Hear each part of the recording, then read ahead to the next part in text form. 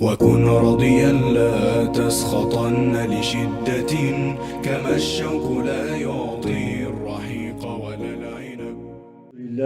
الحمد لله رب العالمين والعاقبة للمتقين ولا عدوان إلا على الظالمين وأشهد أن لا إله إلا الله وحده لا شريك له وأشهد أن سيدنا محمدا عبد الله ورسوله الرحمة المهداة والنعمة المزداة والسراج المنير. اللهم صل وسلم وبارك على سيدنا محمد وعلى آله وأصحابه ومن اتبعهم بإحسان إلى يوم الدين. أما بعد،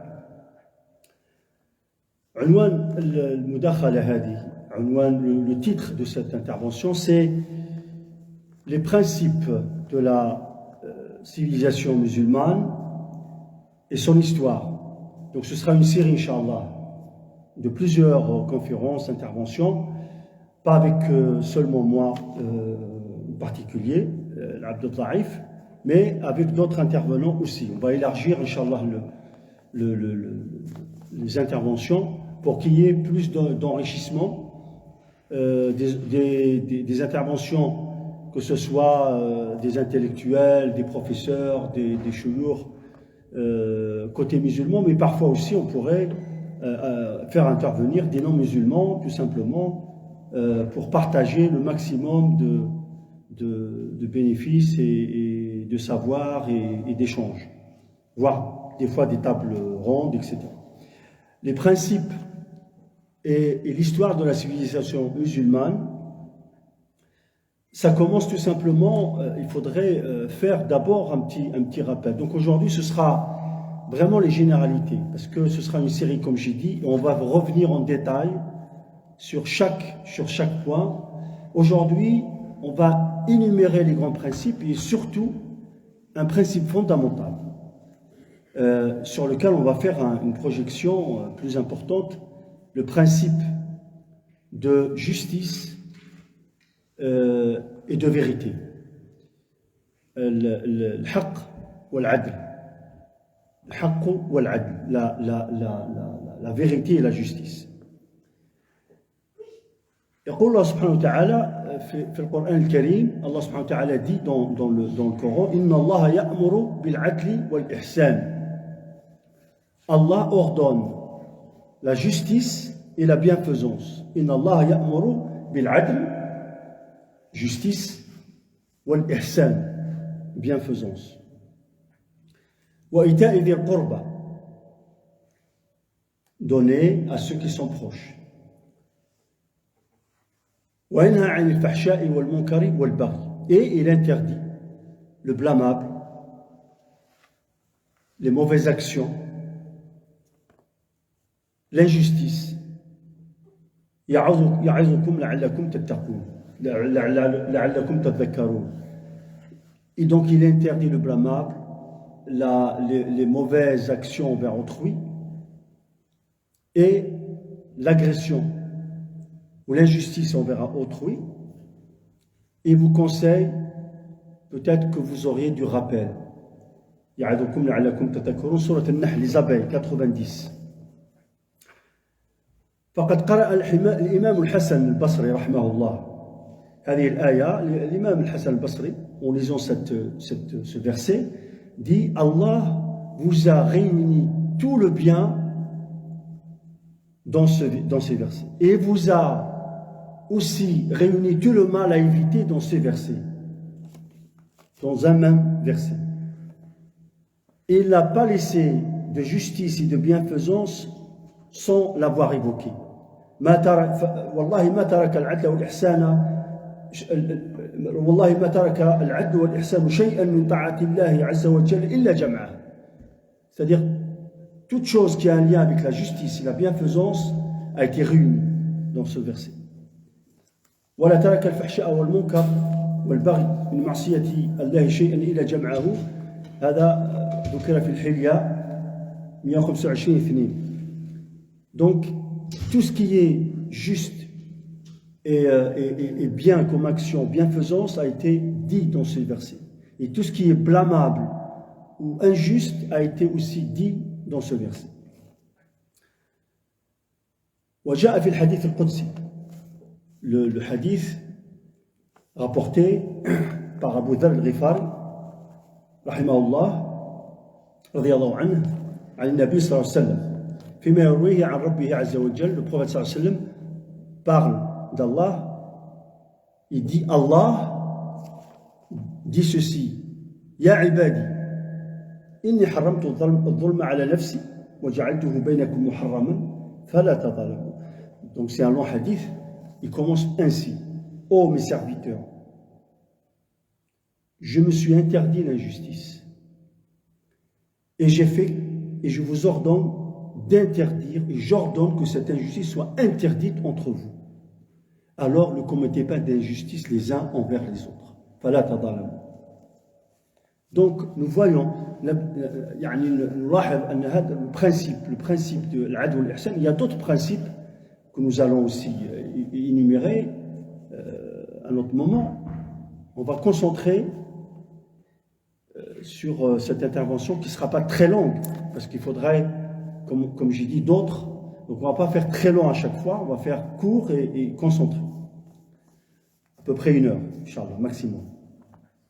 Donc ce principe de justice, c'est un principe, c'est un principe absolu dans l'islam, de ce qu'on a vu dans le verset coranique et dans le hadith al-Qudsi. C'est un principe absolu, ça veut dire qu'il n'y a pas d'exception devant ce principe. Il n'y a pas d'exception, il n'y a pas, c'est pas grave pour un tel ou un tel, on pourrait faire de l'injustice parce que... Non, il n'y a pas d'exception, il n'y a pas de piston, il n'y a pas de dérogation. Et ça, c'est un des principes fondamentaux de la civilisation musulmane. De toute civilisation qui pourrait prétendre être une civilisation humaine. Parce que le principe de justice et d'injustice est un principe universel. Il n'y a pas un peuple, il n'y a pas une tribu, il n'y a pas un humain qui pourrait dire: j'aurais une définition subjective de la justice et de l'injustice. C'est un principe hérité par toute l'humanité. Quel que soit le lieu, vous allez voir quelqu'un qui habite un lieu, vous allez lui dire: je vais prendre ta terre et ton bien, il va dire: c'est pas juste. N'importe quel peuple, n'importe quelle tribu, c'est un principe reconnu entre les humains. Voilà. Coloniser un lieu, c'est injuste. Voilà. La charte de l'ONU le dit, les principes universels le disent, les conventions internationales et les conventions humaines de base le disent. Voilà. Voler quelqu'un, c'est injuste. Voilà. Il y a des choses comme ça qui sont reconnues entre humains.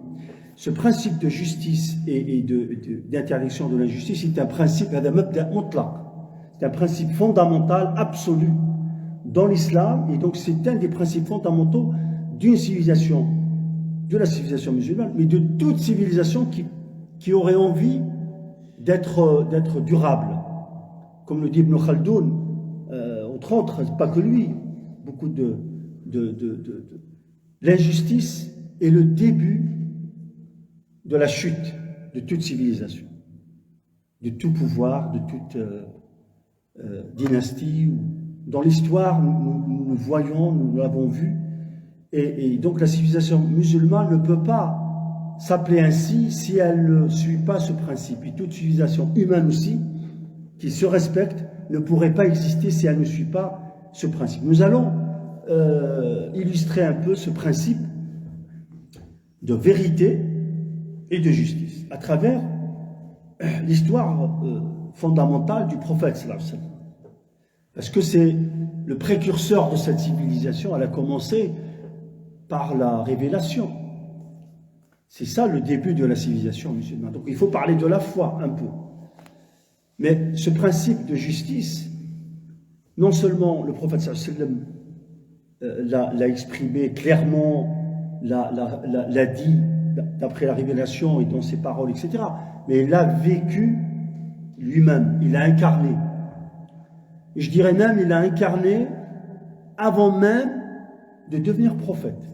Sallallahu alayhi wa sallam. Avant même de devenir prophète, il a incarné ce principe de justice dans sa vie quotidienne. Hilf al-Fudul, c'est après. Mais Hilf al-Fudul,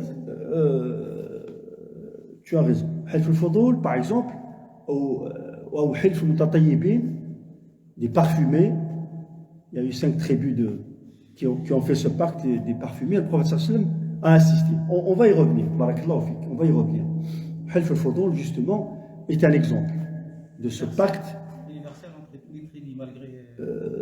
universel de pacte contre l'injustice pour lequel le prophète sallallahu alayhi wa sallam avait adhéré avant même d'être prophète. C'est comme un contrat social. Et voilà, c'est exactement, c'est un contrat, une alliance sacrée, et le prophète sallallahu alayhi wa sallam a confirmé cette alliance.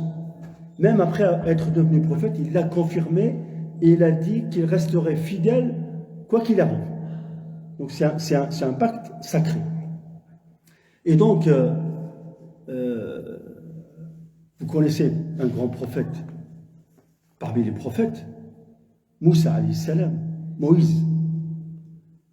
Quelle est la particularité de Moïse parmi ces particularités qu'il a?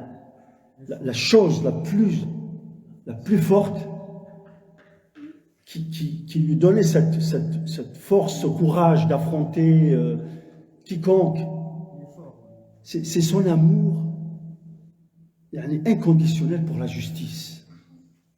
Il a vu quelqu'un se faire maltraiter devant lui en Égypte. Il n'a pas pu se retenir ou calculer, mais moi je suis dans le sérail de Pharaon, ma carrière, ma place, mes privilèges.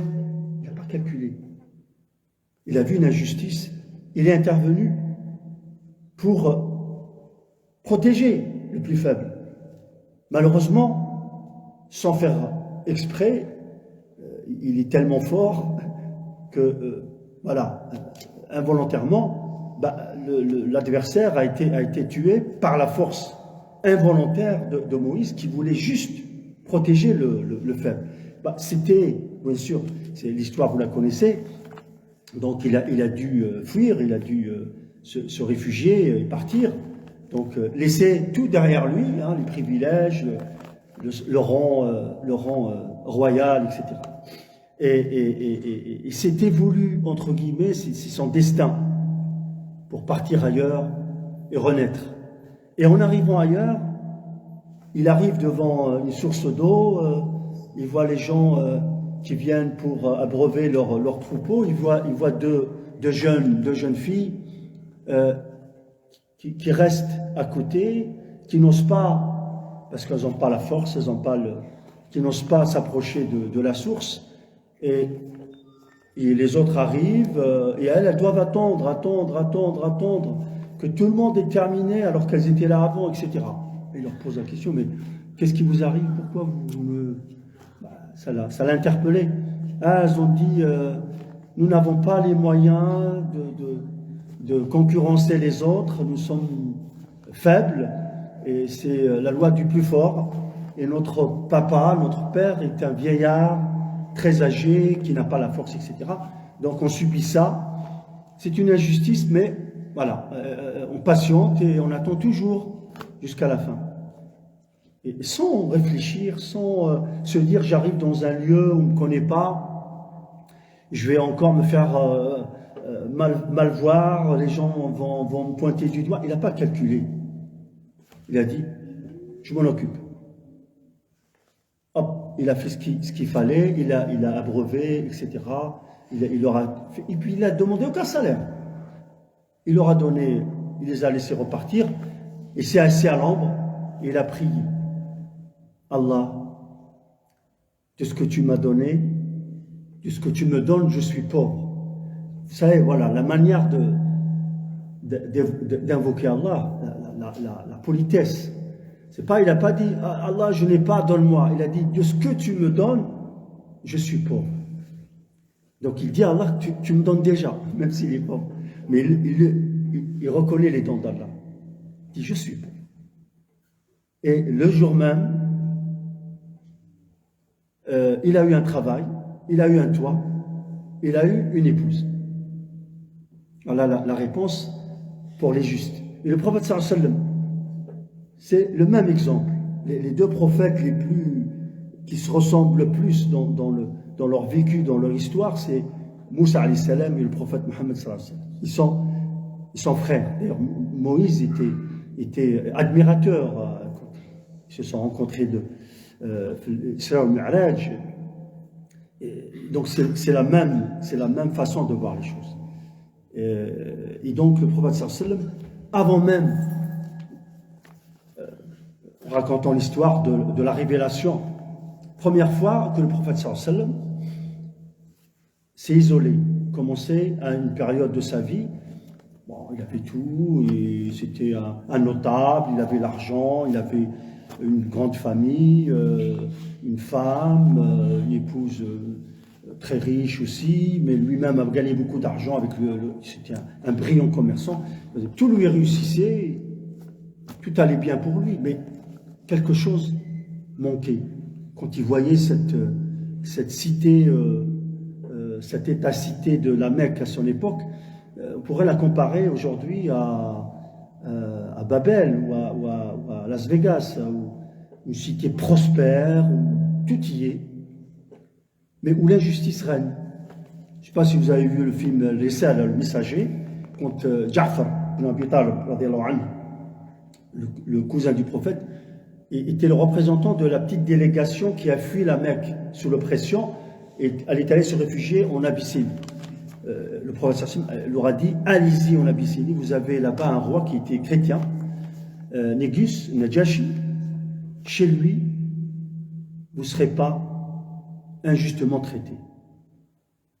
Il a dit, ce roi-là est contre l'injustice. Donc je vous envoie vous réfugier en Abyssinie chez lui. Et il a eu raison. Au départ, ça risquait de mal tourner, parce que la délégation de la Mecque est venue pour négocier avec l'argent et tout. Il leur a demandé, c'est quoi votre objet, votre message, racontez-moi. Et Ja'far ibn Abi Talib a présenté les éléments fondamentaux de l'islam. Et donc j'invite vraiment tout le monde, les parents, les jeunes,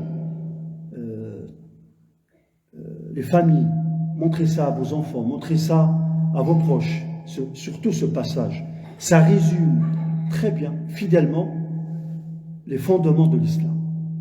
Et on voit que clairement, c'est le bannissement de l'injustice qui arrive en premier. L'injustice envers les femmes, envers l'esclavagisme, toutes les injustices ont été rémunérées. Et le prophète sallallahu alayhi wa sallam, le message du Islam est venu pour bannir ces injustices.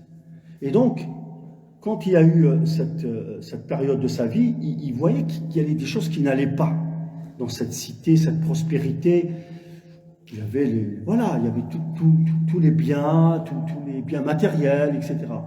Mais où il y avait la religion. Il y avait la religion. L'islam n'est pas venu en tant que seulement religion. Il y avait déjà des religions. Mais quelle religion? Ça veut dire quoi, religion? C'est cette religion-là qui laisse l'injustice. Cette religion-là qui met des humains, qui les place au-dessus des autres. C'est pas ça la religion. C'est pas ça. Le message les messagers sont tous venus pour corriger la vision des humains envers une certaine religion qu'ils considèrent comme religion, mais qui n'a rien à voir avec le message divin, qui est contre l'injustice. S'il y a une religion qui parle d'injustice, qui met des humains sur un piédestal, qui leur donne un pouvoir absolu, qui dit que ils sont sacrés, il n'y a pas de ça dans le message divin. Dans les messages, en tout cas, que les messagers successifs ont dit vis-à-vis d'Allah. Ils ont dit les humains sont égaux. Il n'y a pas un, parce qu'il est religieux, il va avoir un pouvoir sur les autres. Non. Et il est venu combattre ces formes d'injustice, au nom de la religion, au nom de ce qu'on veut. Lisez le Coran. Il ne fait que de les critiquer, les religions. Voilà. Donc le mot, c'est un problème de définition. Qu'est-ce qu'on met derrière le mot religion? Dis-moi ce que tu veux mettre derrière, je te dirai si je suis religieux ou pas. Si tu me parles d'une religion où on sacralise des humains, on leur donne un pouvoir absolu, on met de la hiérarchie, etc., bah, je dirais non, c'est pas ça ma religion. La religion du prophète n'est pas celle-là. Et des prophètes aussi, n'est pas celle-là. Donc, quand il y a eu cette période de sa vie, il a commencé à réfléchir à tout ça. Y a-t-il un sens à cette vie, etc. Et il a eu cette rencontre à un moment donné, sa maturité est arrivée, mois du Ramadan, à l'âge de 40 ans, dans la grotte de Hira, la montagne, le mont Hira, et il a eu la rencontre avec autre chose que les choses matérielles, que les choses que nous voyons, etc. La transcendance, le lien avec le sens de la vie. Donc l'ange Gabriel, Jibril alayhi salam, est venu sous la forme d'un humain. Mais pour marquer le lien avec la vérité, c'est que le prophète sallam l'a vu dans une forme humaine, mais après l'a vu dans sa réelle forme. Même si ça pouvait choquer le prophète sallam, ça pourrait choquer n'importe qui, mais ça pouvait aussi choquer le prophète sallam, de voir un être extraordinaire dans sa vraie forme. Mais parce que c'est vrai, parce que c'est la vérité, il faut le voir tel qu'il est. Donc il a dû, et donc ça l'a perturbé, bien sûr. Hein. Je ne vous raconte pas, vous connaissez l'histoire. Donc il est revenu avec la fièvre, presque malade, en tremblant. Qu'est-ce qui m'arrive? Qu'est-ce que j'ai vu? Est-ce que je suis malade? Est-ce que je suis devenu fou? Réaction naturelle et saine d'un être humain qui a toutes ses capacités, c'est reconnu par tout le monde. Quelqu'un de véridique, de juste, très intelligent, équilibré. Tout le monde le reconnaît. Mais lui-même doute de lui-même. C'est normal, c'est naturel. Le contraire aurait été surprenant. Donc il arrive. Il pense à qui, selon vous? Il va voir qui? Il va voir le jeune. Il a été voir qui, le prophète sallallahu alayhi wa sallam? Sa femme, son épouse, Khadija. L'importance du couple, la relation de complémentarité, de soutien de l'épouse envers son époux et de l'époux envers son épouse. Relation très très symbolique et très importante. Le prophète sallallahu alayhi wa sallam n'a pas pensé à aller voir un club ou un guérisseur ou un ami ou sa femme directement chez lui. Il arrive en tremblant, Zammelo les Zammelo, couvrez-moi, couvrez-moi. Il avait besoin d'abord d'être réconforté physiquement. Vous savez, symbolique de sortir de l'ombre et de passer à cette barrière. Ben, c'est une naissance. C'est une nouvelle naissance. On tremble physiquement, on est dans un autre état. Et on a besoin d'être entouré, conforté physiquement d'abord. Donc c'est ce qu'a fait Khadija. Elle l'a conforté, elle l'a rassuré, elle l'a couvert, jusqu'à ce qu'il reprenne ses esprits. Et une fois qu'il a repris ses esprits, il lui a raconté ce qu'il a vu. Et il a terminé en disant « Je crains pour moi-même. Inni l'akhsha ala nafsi. Je m'inquiète par rapport à ce qui m'arrive. » Et tout de suite, c'est-à-dire la réaction immédiate de la mère des croyants, Khadija, radiallahu anha, فقالت له هذا في الحديث الذي رواه البخاري فرجع إليه ترجف بوادره, il revient en tremblant, etc. فقال يا خديجة مالي فأخبرها الخبر. Donc il lui a raconté, il lui dit qu'est-ce qui m'arrive. وقال إني خشيت على نفسي, donc je crains. Qu'est-ce qui m'arrive. فقالت, elle a dit tu n'as pas à t'inquiéter. Kalla, tu n'as pas à t'inquiéter. Abshir, abshir, donc elle lui remonte. Abshir, ça veut dire sois optimiste. Tu n'as pas à t'inquiéter. Fawallahi la yukhzik Allahu abada. Tu ne seras jamais abandonné par la puissance divine, par Allah. Pourquoi? Pourquoi c'est quoi la logique? Parce qu'en fait, elle lui dit tout simplement, elle lui énumère ses qualités. Elle lui énumère ses qualités. Innaka la tasilu rahim. Tu fais du bien envers tes proches. Tu ne coupes pas. Tu vas vers ceux qui ne viennent pas. Tu vas vers eux. Wa tasduqu al-hadith. Tu dis toujours vrai. Tu parles vrai. Il était connu, le véridique. Al-amin, celui en qui on a confiance. Wa tahmilu al-kalb. Quand il y a quelqu'un qui est dans la difficulté, qui a un poids à supporter, etc., tu es là, tu es son épaule, tu es son soutien. Tahmilu al-kalb. Tu aides les autres. Tu les aides toujours. Wa tuqri ad-dayf. Wa taqri ad-dayf. Tu es généreux. Tu donnes. Tu es plutôt généreux. Wa tu'inu ala nawib al-haqq. Et dans cette vie, il y a toujours des hauts et des bas, il y a des malheurs pour les uns. Tu es toujours là pour aider dans ces difficultés de la vie, aider autrui. Donc, tout ça pour dire, quelque part, s'il y a quelqu'un qui un jour pourrait mériter d'être en connexion avec le divin, ben c'est quelqu'un comme celui-là, avec toutes ces qualités-là. Il n'y a pas meilleur. Si quelqu'un mérite d'être soutenu par le divin face à des esprits ou à son imagination, soutenu et protégé, etc., c'est bien quelqu'un comme toi, Muhammad sallallahu alayhi wa sallam. Donc elle lui a fait d'abord cette analyse pour le rassurer, parce qu'elle le croyait sincèrement, et il était sincère avec lui-même. Donc elle le croyait. Mais comme elle est très intelligente, ça ne suffisait pas.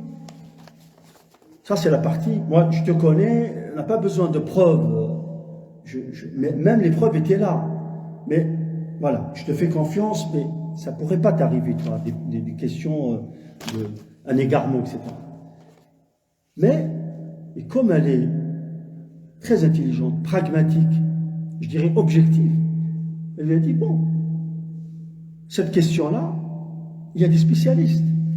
Le meilleur spécialiste de ces questions-là à l'époque, c'était Waraq ibn Nawfal, un connaisseur des écritures anciennes, pas n'importe qui. Il avait une relation de cousinage. Il était très vieux, mais c'était le cousin de Khadija.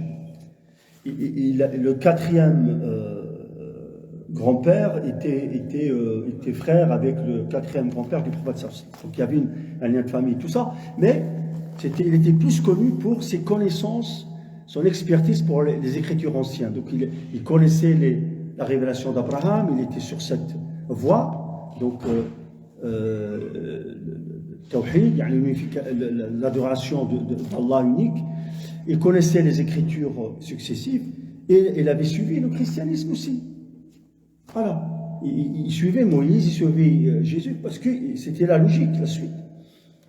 Et ce n'était pas le seul d'ailleurs à l'époque qui avait, c'est-à-dire à l'époque, on a beaucoup de récits, je pourrais les détailler à un autre moment. Le principe de vérité, c'est qu'il faut donner tous les éléments pour que chacun puisse avoir tous les éléments possibles pour sa réflexion. C'est pas juste, voilà, la foi musulmane, elle se base sur des choses très objectives. Même si c'est pas la seule voie. La seule voie, c'est pas que le rationnel. Le rationnel a sa part, c'est très important, mais c'est pas la seule voie. C'est-à-dire la voie irrationnelle, la voie subjective, la voie du cœur, la voie esthétique, la voie spirituelle. Il y a beaucoup de voies qui ne s'opposent pas. Quand le Coran nous donne la méthodologie d'acquisition de la foi, il utilise plusieurs créneaux. Le rationnel est très présent, mais pas que. On ne va pas enfermer que dans le rationnel. Il est très présent, il a sa part, c'est très important, mais ça n'exclut pas d'autres voies. Voilà, la voie, par exemple, le sentir, est-ce qu'il y a du bien derrière ou pas. Khalid ibn Walid, à un moment donné, a dit aux polythéistes, aux gens de la Mecque, pourquoi vous êtes contre? Il a commencé à cogiter.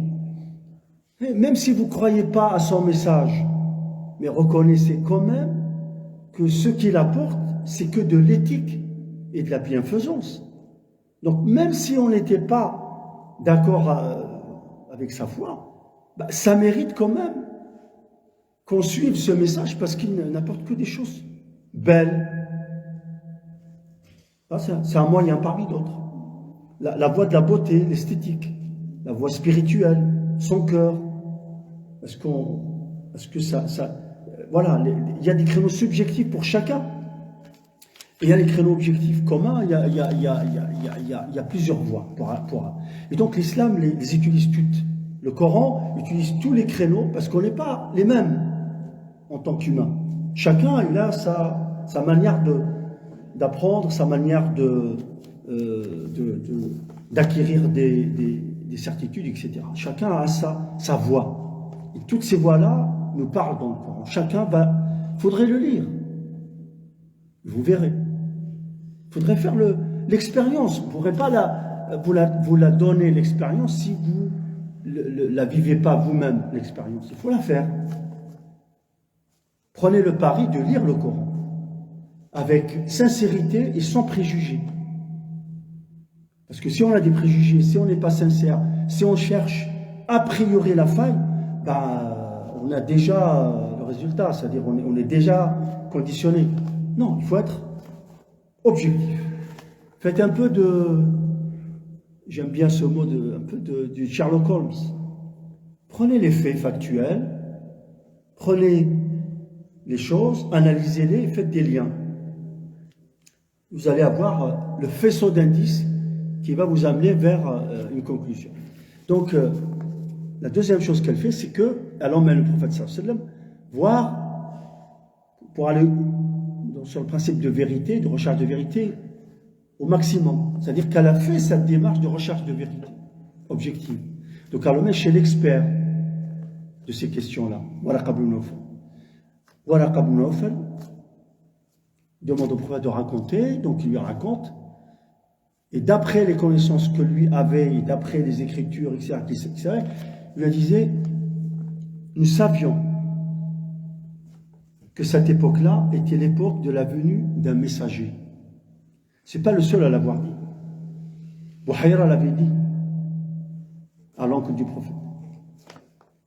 Dans les écritures, nous aurons l'occasion, dans certaines de la Bible, l'Ancien Testament ou de l'Évangile, nous avons ces éléments-là.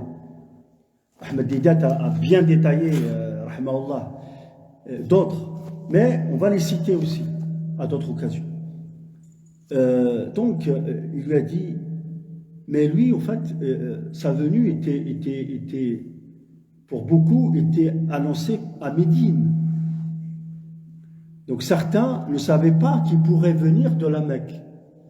D'où certains gens du livre se sont établis à Médine. Parce qu'ils savaient que c'était le lieu de Salman al-Farisi, quand il a vu le premier prêtre, un groupe de chrétiens de l'époque, qui était sur la lignée du message de Isa alayhi salam, de Jésus, existait en Perse, et Salman al-Farisi a été admiratif de cette religion. Donc il a abandonné la religion majoritaire en Perse à l'époque, son père l'avait emprisonné, etc. Mais sa quête de vérité l'a amené, donc il s'est évadé, il a été vivre avec ce prêtre, et ce prêtre, à la fin de sa vie, l'a envoyé chez un autre, il lui a dit, on sommes quelques-uns encore, et jusqu'au, il était 3 ou 4, et le dernier, avant de mourir, lui a dit, après moi, il n'y a plus de personnes de notre groupe, mais je vais te donner un testament, un message. C'est l'époque de venue d'un prophète, d'un messager. Il lui a donné une description. Il lui a donné la description du lieu. c'est une longue histoire, le chercheur de vérité. Ça mérite de faire des films sur des personnages comme ça, Salman al-Farisi et d'autres, la quête de la vérité. Et donc, par le concours des circonstances et les aventures, il s'est fait prisonnier, vendu comme esclave, etc. Et il a atterri à Médine. Il se rend compte que c'était le lieu décrit qu'il voulait atteindre, mais esclave. Donc, il a attendu donc, jusqu'à ce que le prophète sallam émigre pour après voir les autres qualités. Et puis, donc voilà, cette démarche-là, pour certains, c'est pas juste comme ça. Je crois pas. Il y a des éléments, parfois subjectifs chez les uns, parfois très rationnels, très objectifs. Et l'un n'empêche pas l'autre. Et donc, Waraqa lui dit, par contre, ce que tu as reçu est le même message qu'a reçu Moïse.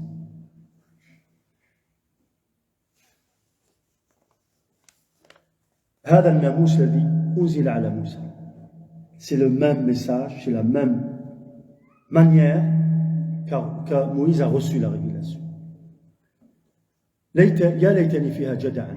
J'aurais aimé être encore jeune lorsqu'on t'expulsera d'ici. Le prophète sallam, ils vont m'expulser. Lui a dit, sur certains, il n'y a personne qui amène ce type de message qui n'ait subi de maltraitance, de répression ou d'expulsion. Et tu seras expulsé. Et si j'étais encore vivant, je serais de ton côté et je t'appuierai. Il était très vieux, il a vécu encore quelques temps et il mourut quelques temps après.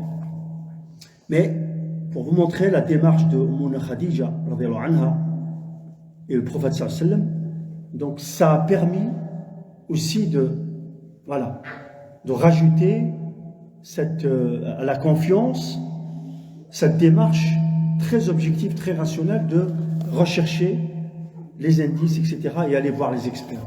Donc la quête de la vérité en islam est absolue aussi. Et vous avez vu, elle a énuméré parmi les qualités le fait que c'était quelqu'un de juste, qui aidait les pauvres, etc., mais juste.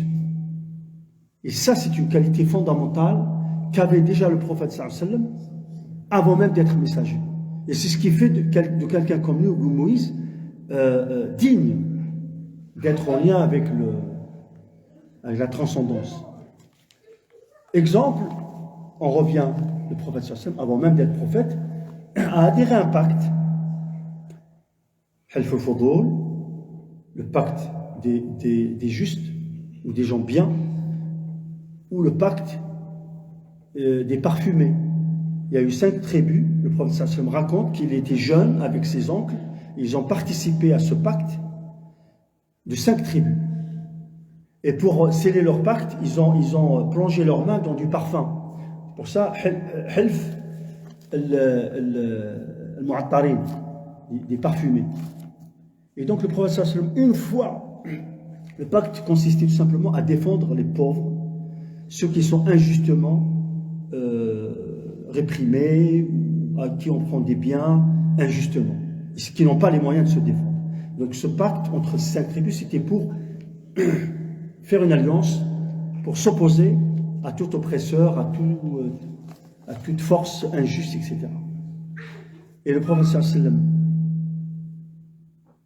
était fidèle à ce pacte et l'a raconté une fois qu'il est devenu prophète.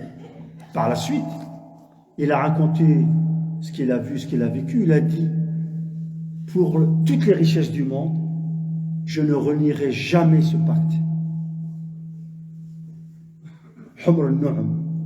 Toute la richesse que vous voulez, je ne renierai jamais ce pacte. Donc, dans la vie du prophète sallallahu alayhi wa sallam, avant qu'il soit prophète et après, il y a eu ce lien avec la notion de justice, comme on l'a rappelé dans le Coran, etc. C'est un principe absolu.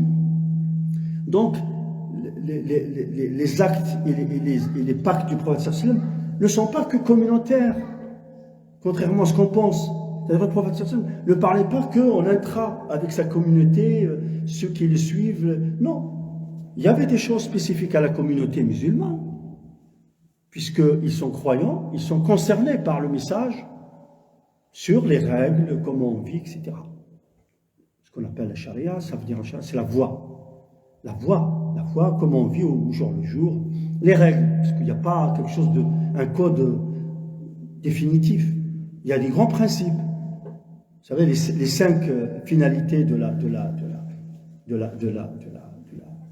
voie musulmane, de la civilisation musulmane, ou du code éthique, ou du code au sol, les fondements de l'islam. Il y a 5 finalités. Et après, les détails, on peut diverger. Mais ces finalités-là, elles sont unanimement reconnues. Parce que tous les textes, c'est-à-dire tous les textes, approuvent ces 5 principes. La sauvegarde de la vie. S'il n'y a pas d'humain, il n'y a pas d'accès à la foi. Il faut qu'il y ait la vie, qu'on protège la vie, qu'on laisse les gens en sécurité, qu'ils choisissent ou pas de suivre telle foi ou telle foi. C'est le principe absolu. Le prophète sallallahu alayhi wa sallam l'a vécu et l'a appliqué à la lettre. Il ne leur demandait pas de le suivre ou non. Non, il demandait la liberté de propager sa parole. La Mecque lui a refusé cette liberté. Elle a même failli le tuer. Il y a eu la répression, etc. Parce qu'il disait seulement un message. Donc il s'est réfugié, il est parti. Il fallait se défendre à un moment donné parce qu'ils étaient agressés. Donc il n'y avait pas la guerre, entre guillemets, la lutte n'était pas parce que c'était non, c'était parce que la foi, il fallait non, parce qu'il y avait injustice. Injustice. Il ne peut pas y avoir d'affrontement sous un prétexte quelconque. C'est seulement pour lever une injustice, c'est l'exception. Tu te fais attaquer, injustement attaquer, donc droit de résistance. C'est un droit universel. Aujourd'hui, l'ONU le reconnaît, tout le monde le... Voilà. Donc, c'est des fondamentaux que l'islam a présentés dans ce qu'on appelle le pacte ou la charte de Médine. Quand le prophète parlait avec des non-musulmans, il ne leur disait pas, vous savez, dans notre religion, il y a le Coran qui dit... eux, ils ne sont pas concernés par ce message. C'est les croyants qui sont concernés. Non. Il avait un langage universel. Il y avait un pacte, une charte, une constitution, coécrite. Ils se sont rencontrés, ils ont discuté, ils ont fait les articles de la charte. Et ils l'ont rédigé, et ils ont tous accepté et signé ce pacte. Donc c'est une démarche de cité-État, je dirais moderne. Le mot moderne, il faut toujours parler du sens des mots. C'est-à-dire, il était moderne déjà à l'époque. On avance. Quelle que soit ta religion, ta foi, du moment qu'il y a la cité-État qui est partagée, c'est le fait de partenir à cette cité, que tu sois de telle ou telle conscience, ça c'est ta liberté. Mais la sécurité est assurée pour tout le monde. Les droits et les devoirs sont assurés pour tout le monde. Et donc la charte de Médine, je vous invite aussi à la lire, à les traduire dans toutes les langues. Et il y a plusieurs autres chartes, dans ces correspondances avec les rois, etc. Donc il y avait une relation pacifique, de pacification. Les combats n'étaient que l'exception face à une injustice, et pas la règle. Le Coran le dit clairement. Le frère excellent imam de Versailles, frère Mohamed Kharoubi Shir, il a fait une excellente intervention sur les versets soi-disant violents. Et remet, tous les savants le disent, mais il faut juste prendre le soin de lire, d'apprendre, et d'être objectif, de ne pas chercher à faire dire ce qu'on a déjà en tête. Il n'y a pas du tout d'appel à l'agression ou à prendre injustement ou quoi que ce soit. Donc remettre les choses dans leur contexte, c'est pour ça qu'on a besoin des savants. Pas d'un clergé, dans l'islam, pas de clergé, pas d'un pouvoir, je sais pas, absolu, non, des savants qui connaissent, des intellectuels, qui connaissent, qui donnent des arguments, et leur avis n'est pas sacré. Il peut y avoir un avis A, avis B, avis C, plusieurs avis. Après, c'est universitaire, on va dire, c'est une discussion entre savants et les gens suivent en fonction donc c'est une démarche très rationnelle aussi. Donc il n'y a pas un pouvoir, quelque chose qui du coup, cette relation du prophète sallallahu alayhi wa sallam avec la notion de justice, elle n'était pas que intracommunautaire, elle était absolue, universelle.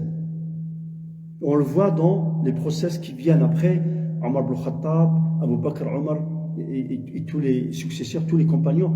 Par exemple, vous savez, au nom du droit de préemption, par exemple, le gouverneur d'Égypte avait pensé bien faire.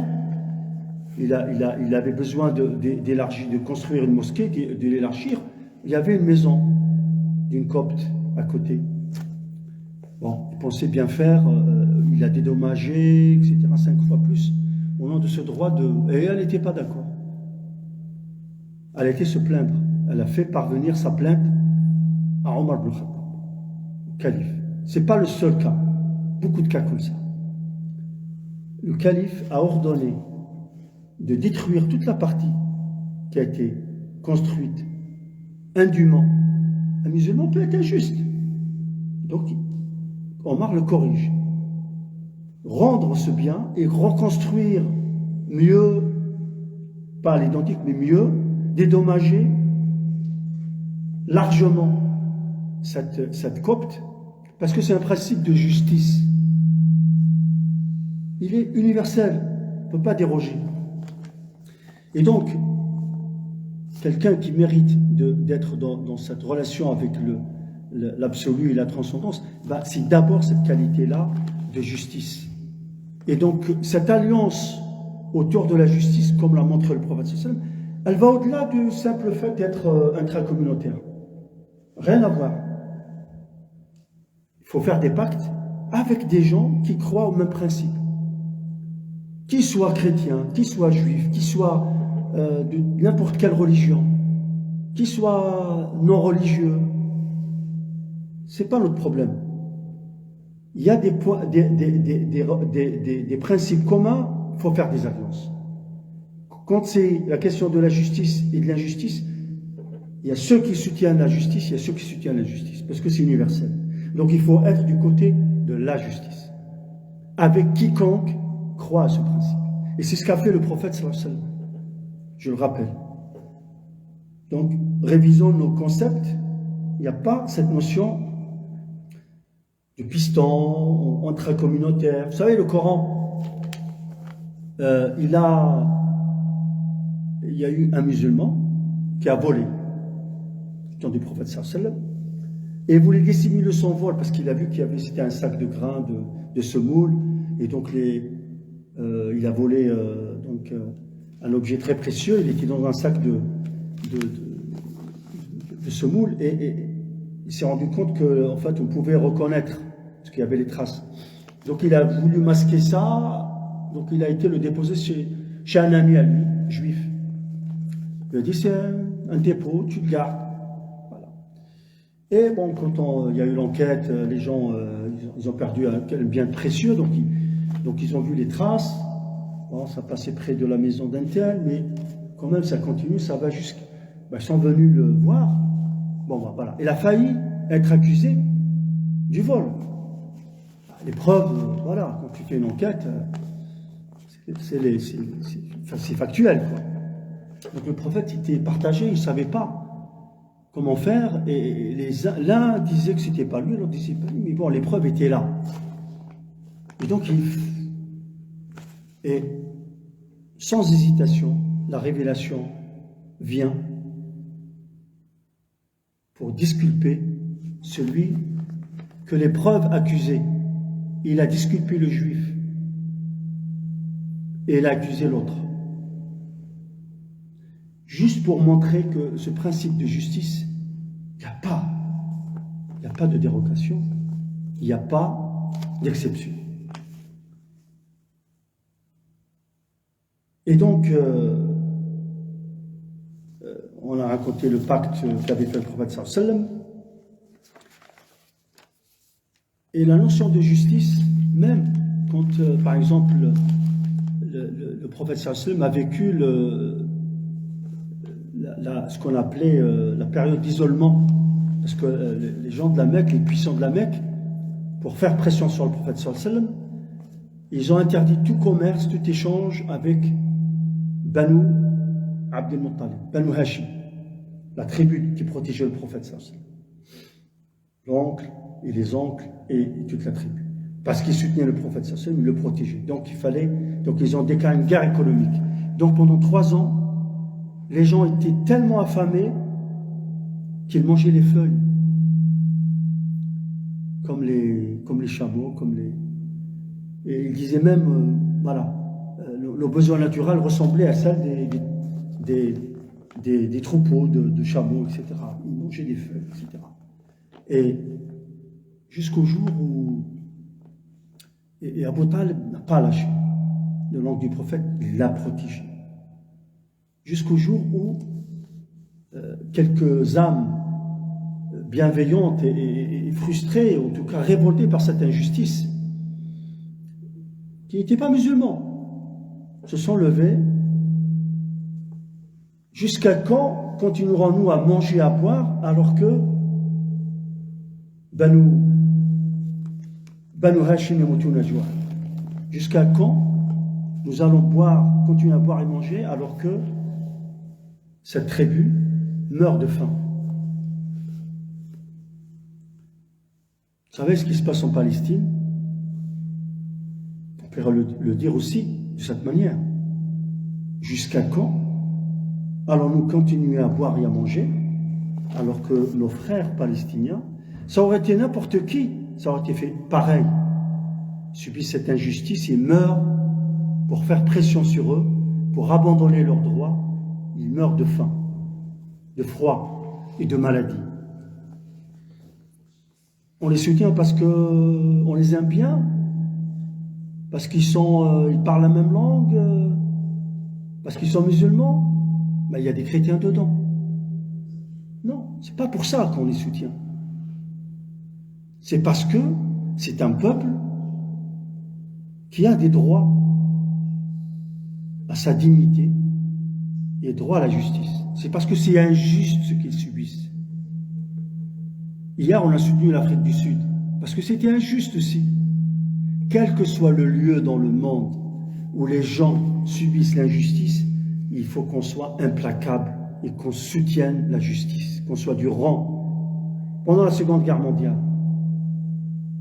ceux qui subissaient l'injustice, c'était les Juifs. Hein? Et les gens, certains, quand on dit... il y a des France, il y a la France qui était résistante, il y a la France qui était collaboratrice. Comme partout dans le monde. C'est pas un mot absolu. Ça ne veut rien dire. Il y avait des gens qui étaient justes, qui étaient français ou pas français d'ailleurs. Il y avait l'imam de la mosquée de Paris à l'époque qui avait clandestinement sauvé beaucoup de juifs, etc. Il y avait des justes qui étaient du côté de ces opprimés qu'on emmenait par train à Auschwitz et compagnie. Ça, c'est une injustice absolue aussi. J'ai visité Auschwitz et j'ai eu la chair de poule parce que mon père qui était à Paris à l'époque avait aussi été déporté par les Allemands. Et c'est pas une question de père ou pas père, ou cousin, ou ma famille ou pas. Non, c'est injuste ce qui s'est passé. Et il faut le dire. C'est pas la question de oui, il est de ma religion ou pas. Non. Quelqu'un subit l'injustice, on est avec lui, on ne réfléchit pas.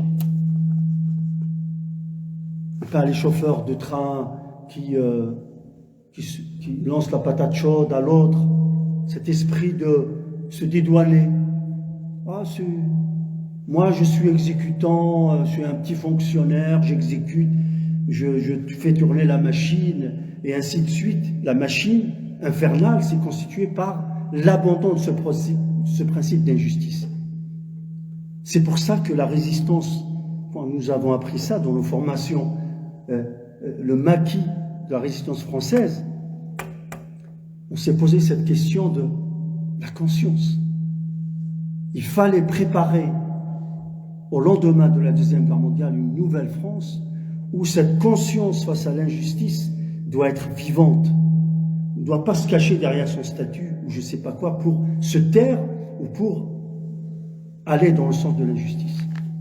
Donc on a commencé à former les nouveaux cadres de l'après-guerre dans le maquis français. Voilà. Et cette nouvelle éducation populaire, etc., qui a été de l'après-guerre, était dans ce sens-là. Le droit, le devoir de réserve et compagnie, etc. Et aujourd'hui, plus que jamais, nous avons besoin de cette France de la résistance, France de la justice, Belgique de la justice, Suisse de la justice, Algérie, Maroc, Tunisie ou Afrique du Sud de la justice, quel que soit le lieu, États-Unis de la justice, elle se réveille. C'est pas une question, c'est pas les drapeaux ou pas, non, c'est les fondamentaux. La civilisation sans éthique, sans fondamentaux n'a aucun sens.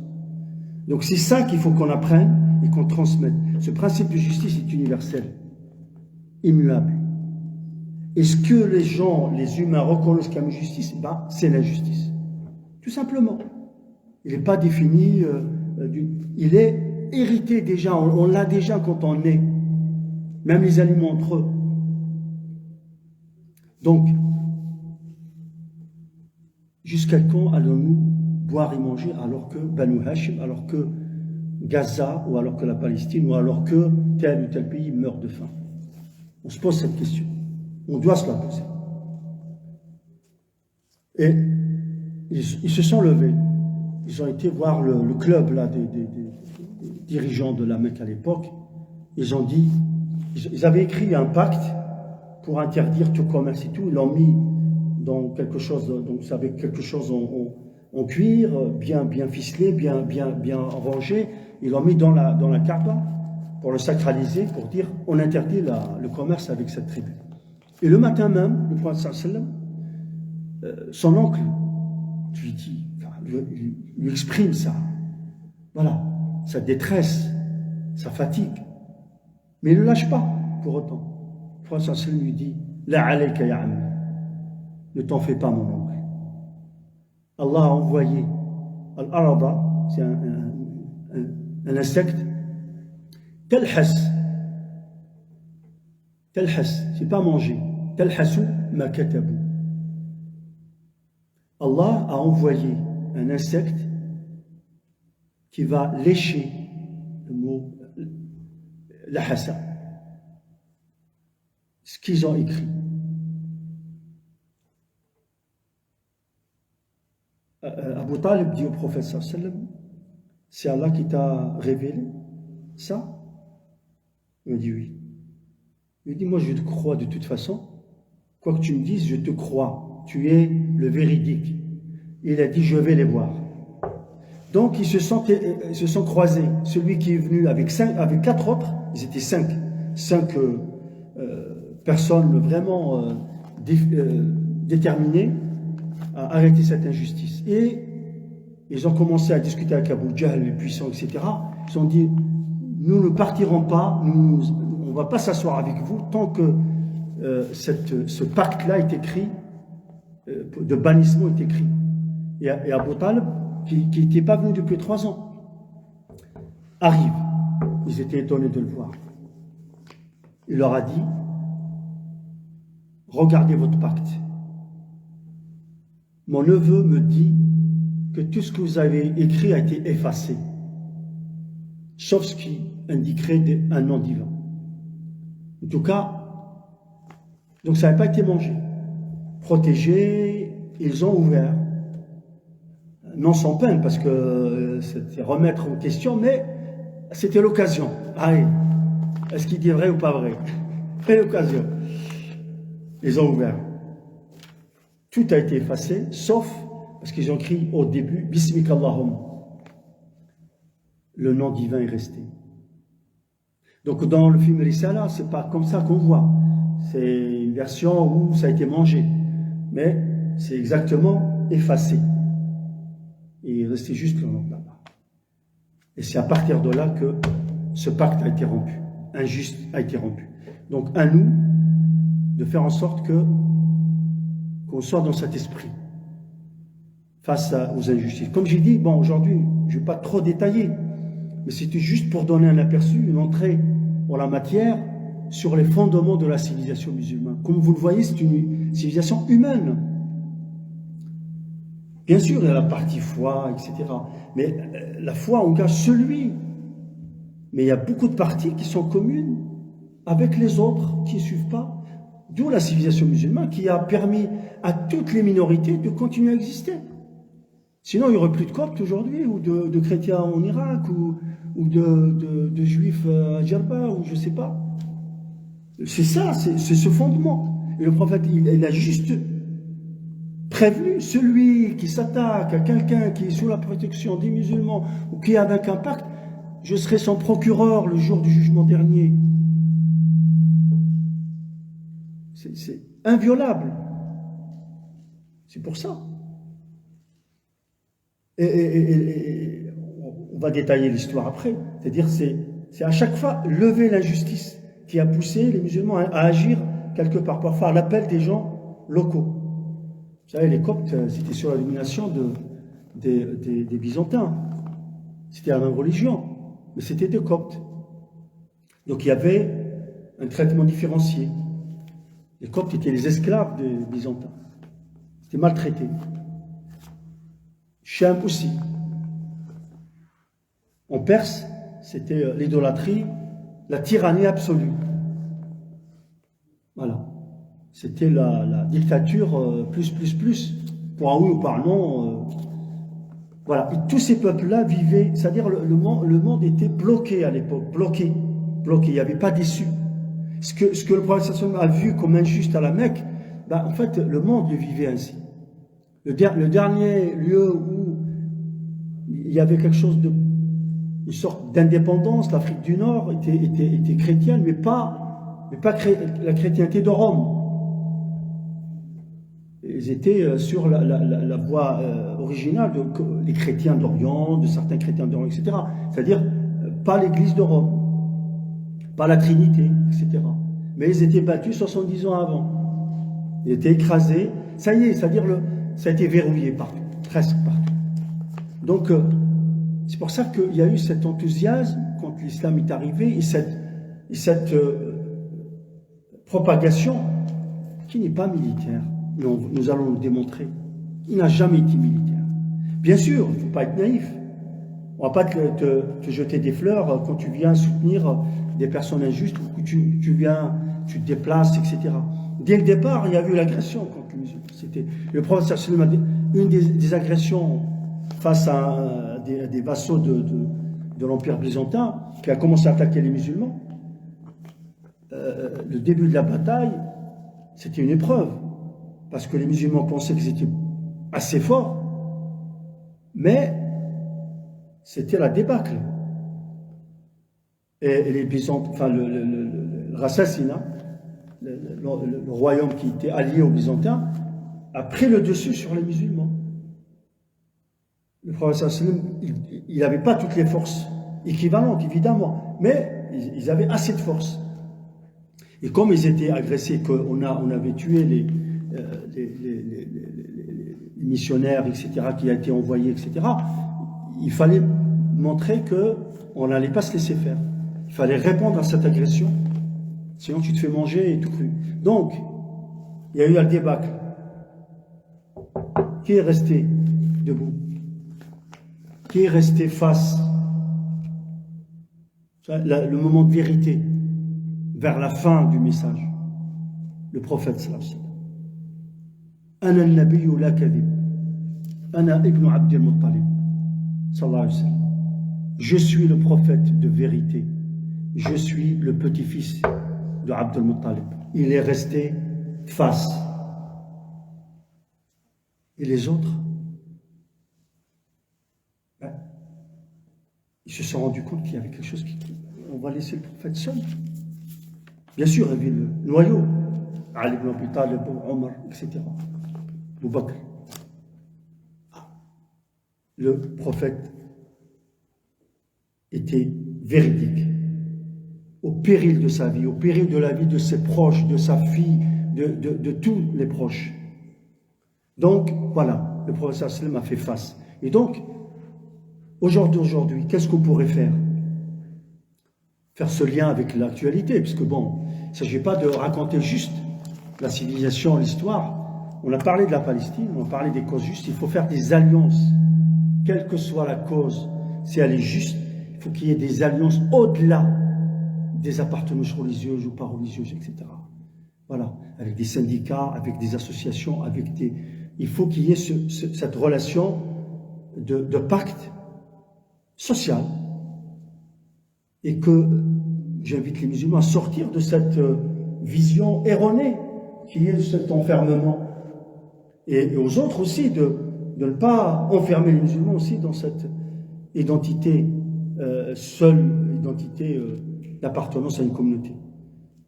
Les relations doivent être extra-communautaires sur des principes partagés, les principes républicains que nous avons, c'est ça le pacte social que nous avons. Et la charte de l'ONU, le droit international, etc., dans tous les pays, on est aussi engagé par les déclarations de droits de l'homme, la charte internationale, etc. L'ONU, pour ça qu'il y a le CPI, et l'Afrique du Sud a pris il y a eu la rencontre des avocats, par exemple, à Alger, puis après l'appel à des actions juridiques au nom de la justice. Et bien l'Afrique du Sud et quelques pays, voilà, ont déposé plainte. Pas que musulmans d'ailleurs, l'Afrique du Sud, et d'autres pays.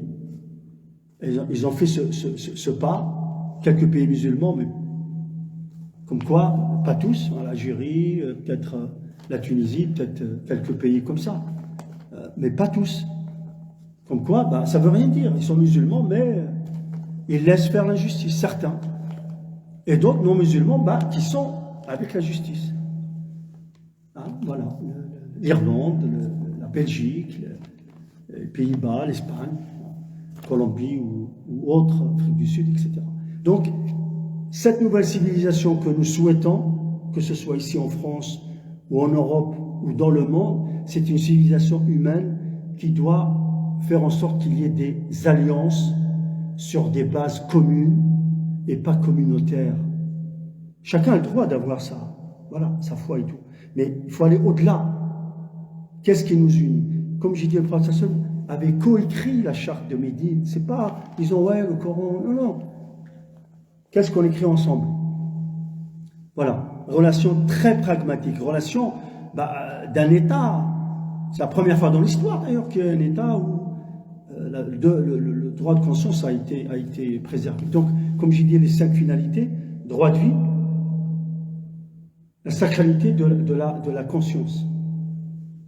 Deuxième, les biens, Inch'Allah, voilà, l'argent, la descendance, les 5 finalités de l'islam, c'est des finalités universelles, c'est-à-dire à protéger. Protéger la vie, protéger la conscience, protéger la raison, protéger les biens et l'argent, etc., et protéger la descendance. C'est-à-dire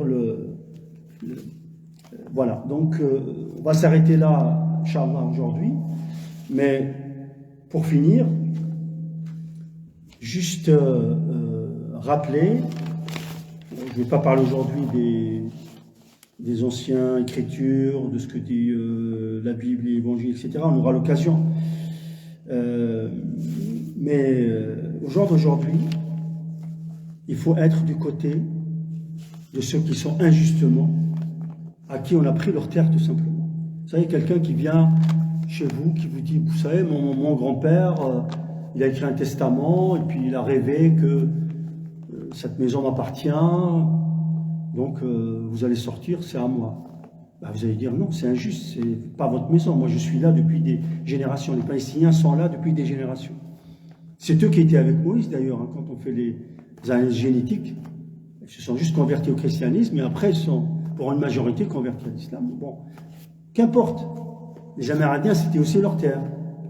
Donc, quand quelqu'un vit dans une terre, ça s'appelle la colonisation. Quand quelqu'un vient vous prendre la terre au nom de la civilisation, de la lumière, de tout ce qu'on veut.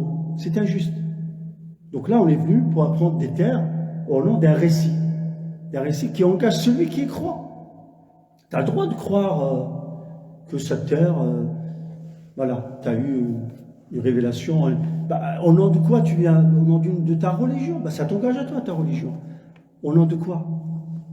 Les historiens, là, qui détaillent ça, etc., Shlomo Sand et d'autres, bah, ils détricotent ce mythe de la terre promise. Mais c'est promis à qui? Par qui? Ça ne m'engage pas. Je suis sur ma terre, donc ça s'appelle la colonisation, point à la ligne. Et donc, la décolonisation est un devoir. Voilà. L'ONU doit faire son travail, la justice internationale doit faire son travail. Et donc, au jour d'aujourd'hui, il faut être avec cette justice et ne pas perdre l'espoir, surtout. Le dernier message que je pourrais donner, c'est ne pas tomber dans la déprime, le scepticisme. Il y a un scepticisme ambiant, comme dans les années, peut-être fin des années 60, c'était ce qu'on appelait le non-futur, les punks. Parce que l'héritage qu'ils avaient du monde à l'époque, c'était la guerre froide, les deux premières guerres, puis la guerre froide après. Les jeunes de l'époque, voilà, les punks et autres, voulaient vivre, voulaient un autre monde. Donc ils avaient rejeté l'héritage, une coupure de génération. Et donc, le pessimisme régnait. Et à l'époque, l'appel au vivant de Roger Garaudy était contre ce pessimisme ambiant. Donc c'est un ouvrage que j'invite tout le monde, Appel au vivant, Roger Garaudy, à lire, avant même qu'il soit musulman. Donc il a donné les grains pour une civilisation humaine, mais basée sur l'espoir. Enfin, il disait tout simplement, si c'est le désespoir ou le scepticisme qui va régner, on a les moyens de détruire la Terre à l'époque 36 fois, aujourd'hui le double, juste par les armes nucléaires. Mais s'il n'y a pas la foi, l'espoir, la transcendance, c'est le suicide.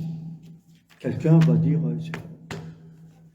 Donc il faut qu'il y ait cette civilisation de l'espoir et de la foi et de la transcendance, c'est-à-dire un sens à cette vie.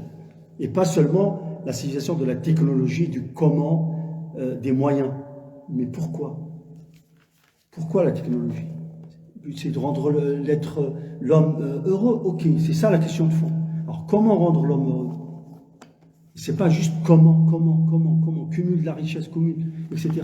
Donc le monde aujourd'hui, c'est à peu près comme à cette époque, donc il a besoin d'un espoir.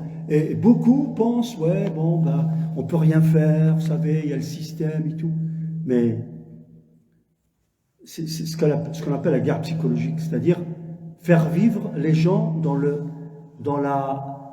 l'impression d'incapacité, la défaite d'avance. Ne tentez rien, vous savez, il y a c'est quoi le système? Quel que soit un système, c'est quoi? C'est une fabrication humaine. C'est humain. C'est des humains face à des humains. Il faut que tu sois ingénieux, tu inventes des moyens pour résister à l'oppression, par les moyens légaux, par la justice. Et il y a les moyens. Donc il faut qu'on redonne cet espoir pour qu'il y ait cette action au quotidien, des alliances partout, localement, etc. Et qu'on soutienne cette cause juste qui est la Palestine et que tout le monde a droit à la vie, mais la justice doit triompher.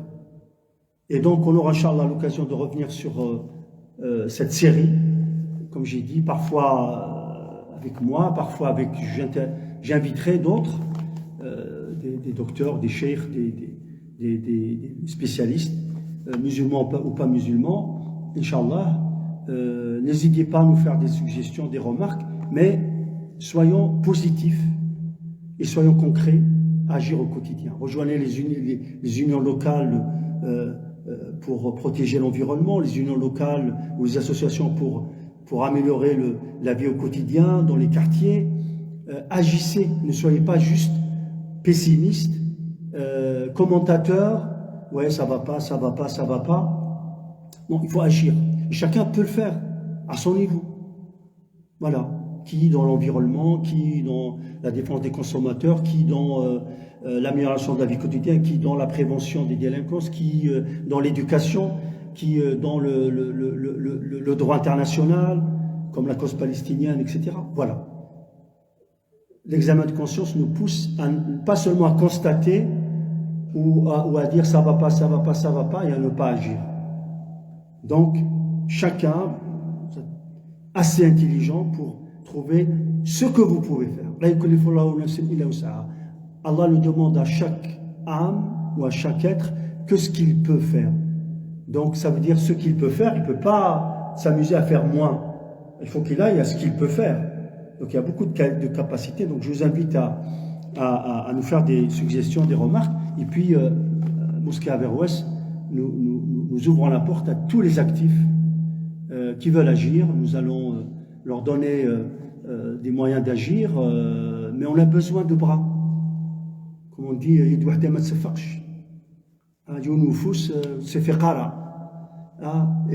un seul main ne peut pas applaudir. Je vais le dire dans toutes les langues.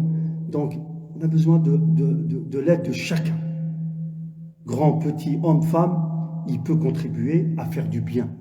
Comme l'avait fait le prophète sallallahu alayhi wa sallam, avec tout le monde. Barakallahu fikum. Assalamu alaikum wa rahmatullahi wa barakatuh.